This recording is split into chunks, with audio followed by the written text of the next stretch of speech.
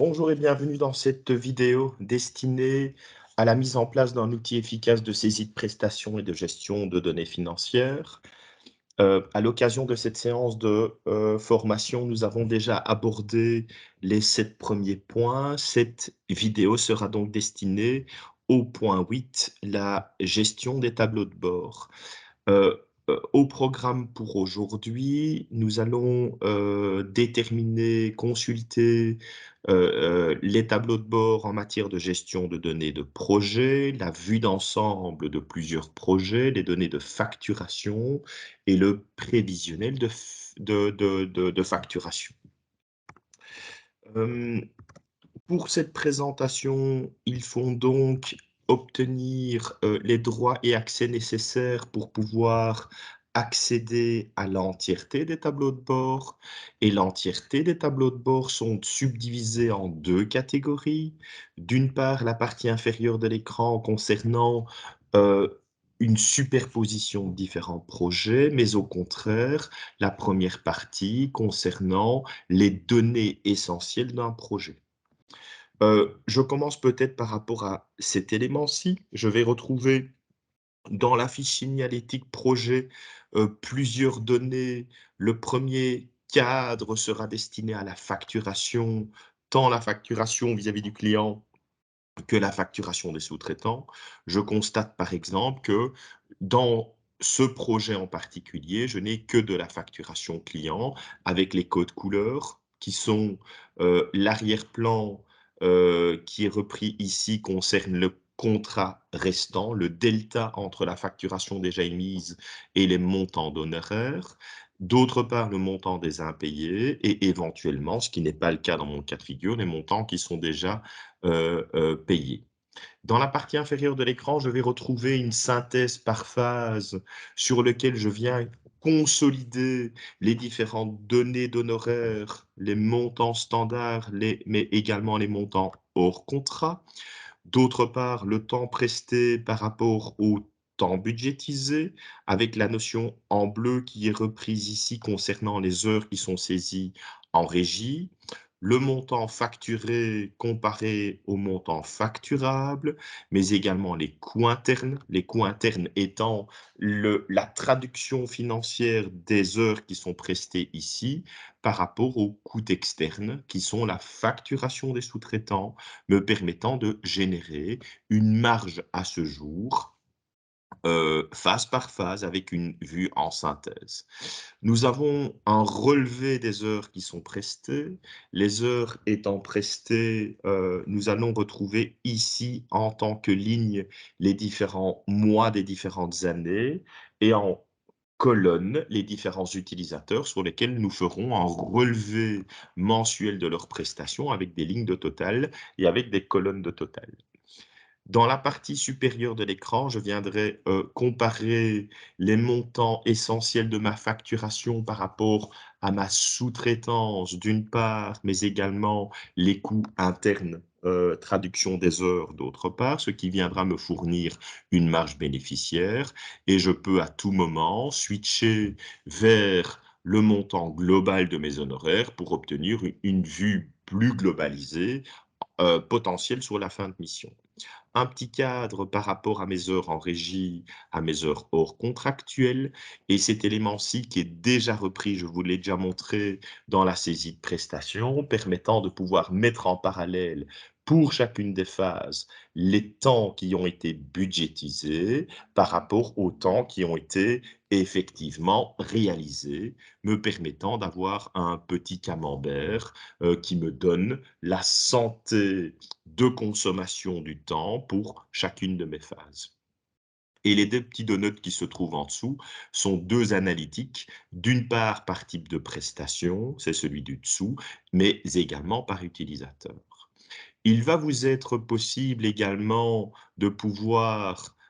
adapter la mise en page en prenant un cadre pour pouvoir le déplacer, les agrandir d'une manière générale, mais également en supprimer, mais vous pouvez à tout moment revenir sur la configuration initiale. Ceci concerne le premier tableau de bord. En fonction de la sélection du projet, hein, dans la partie supérieure qui se trouve ici, les données seront rafraîchies automatiquement. Plusieurs manières de basculer d'un tableau de bord à l'autre.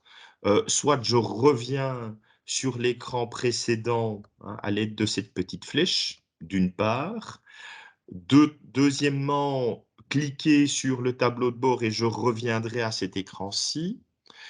Ou dès que je suis à l'intérieur d'un tableau de bord, il m'est possible de pouvoir passer à un prochain tableau de bord et je vais aller dans le second qui concerne une vue en hélicoptère de différentes données. L'entièreté des tableaux de bord viendront fonctionner de la même manière. Je vais retrouver une fenêtre destinée à la sélection de projets sur base de numéros, nom, code, ce sont des champs libres, sur base d'une phase en cours éventuellement, mais également avoir la possibilité de pouvoir filtrer des données, comme je le fais ici, sur lequel, in fine, il est possible que je filtre trop d'informations pour obtenir une vue, un aperçu et un détail sur la partie inférieure correspondant à mes filtres de sélection.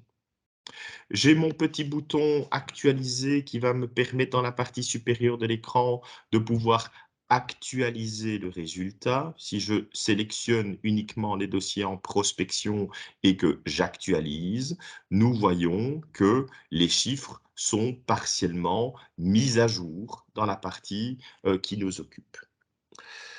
Le deuxième cadre viendra me fournir un aperçu global de la situation sur base de la sélection qui se trouve ici, avec des données essentielles d'une part, mais également un histogramme me reprenant les données essentielles en fonction de ma sélection. Il m'est possible de pouvoir modifier le retour ou l'aperçu sur base d'une localisation. Je fais référence au paramétrage de base sur base d'un type de projet, également paramétrage de base ou sur base de gestionnaire. Et donc, j'obtiendrai automatiquement un aperçu, la partie supérieure de l'écran, avec les données chiffrées qui se trouvent ici, les montants des honoraires, la facturation, la différence entre mes honoraires, mes montants contractuels et ma facturation, le montant de mes impayés, les coûts internes, les coûts externes, qui, je le rappelle, sont les montants de sous-traitance, une marge avec le nombre d'heures, et ces données chiffrées, hein, sous format monétaire, sont affichées sur base d'un histogramme. La partie inférieure de l'écran me permettra d'une part, toujours en fonction de ma sélection, d'obtenir une ligne par projet sur lequel les données sont concaténées, permettant de pouvoir me fournir d'une part les montants d'honoraires contractuels avec une valeur calculée qui est le contrat restant, qui est le montant contractuel moins ma facturation. Je vais obtenir d'autre part les données, le comparatif entre les heures budgétisées et les heures prestées, la traduction de ces heures prestées en coûts internes, mes coûts externes qui sont des montants de sous-traitance, également avec une notion d'impayé, de facturable et de marge bénéficiaire. Notion extrêmement importante également, à tout moment, il m'est possible de pouvoir exporter le contenu de mon tableau et ce contenu fournira un fichier Excel que je pourrai consulter à tout moment dès qu'il sera généré. À partir du moment où ce fichier est exporté, je pourrai le retrouver dans les fichiers exportés ici et j'ai un petit point d'exclamation qui m'annonce qu'un fichier est disponible pour téléchargement. Troisième tableau de bord, les données de facturation, sur lequel je viendrai à tout moment retrouver ma fenêtre de sélection dans la partie supérieure de mon écran, comme le tableau précédent, si ce n'est que j'ai en plus des filtres de sélection, la possibilité de sélectionner une période. Étant donné que je suis dans un environnement de présentation, de démonstration ici, j'ai très peu de données, comme vous pouvez le constater. et je viendrai retrouver la somme pour chacun de mes mois, hein, repris dans ce petit, cadre, et également l'histogramme qui me reprend les données essentielles sur base de la sélection effectuée ici. Donc nous voyons que la légende est en train de s'adapter ici. Par contre, très peu de données, dans la partie inférieure de l'écran, et le détail viendra, comme l'entièreté des rapports précédents, être fournie dans la partie inférieure de l'écran avec, en tête de ligne, les différents projets avec le code couleur impayé, le montant sera affiché en rouge, en vert si le montant a été payé, avec une donnée intermédiaire, qui est de l'orange si le montant a été payé partiellement. Ce premier rapport sur lequel vous avez la navigation en affichage en mode page, si vous le souhaitez, si vous avez trop de données, pour pouvoir consulter ces données au jour le jour, et toujours ce bouton export qui me permet de pouvoir exporter le contenu du tableau pour pouvoir en consulter les données de manière externe au logiciel. Le troisième tableau de bord me fournira davantage de données. Toujours la même sélection dans la partie supérieure de l'écran me permettant de pouvoir isoler, filtrer un projet en particulier, un groupe de projets à l'être des types, des localisations qui se trouvent ici, sur lesquels nous faisons un prévisionnel sur les 12 prochains mois de l'année, en fonction du mois en cours, sur lequel je viendrai évidemment, de la même manière, afficher les informations sur base du type de projet, de la localisation ou du gestionnaire de projet, sur lequel les données seront affichées sur la partie inférieure de l'écran. Données supplémentaires ici, en cliquant sur le projet, j'afficherai également la notion de phase et je viendrai également constater que j'obtiens une valeur pour chacun de mes projets. Ce sera peut-être plus représentatif sur ce projet-ci, sur lequel nous avons, à l'occasion d'une vidéo précédente, déterminé un planning prévisionnel de chacune de ces phases, et le logiciel viendra m'habiller un montant pour chacune de ces phases, me permettant d'arriver sur un prévisionnel de facturation sur base de la sélection effectuée. De nouveau, le petit bouton export me permettant de sortir cette information-ci pour pouvoir calculer, échanger éventuellement en interne sur base d'un tableur. Et le dernier tableau de bord concerne le relevé de prestations. Nous retrouvons dans la partie supérieure de l'écran toujours les mêmes filtres de sélection projet, multiprojet, mais également une seconde ligne de filtre spécifique pour les prestations, me permettant d'isoler dans le contenu du tableau qui se trouve dans la partie inférieure sur base de filtres et de sélection, hein. Je constate par exemple que lorsque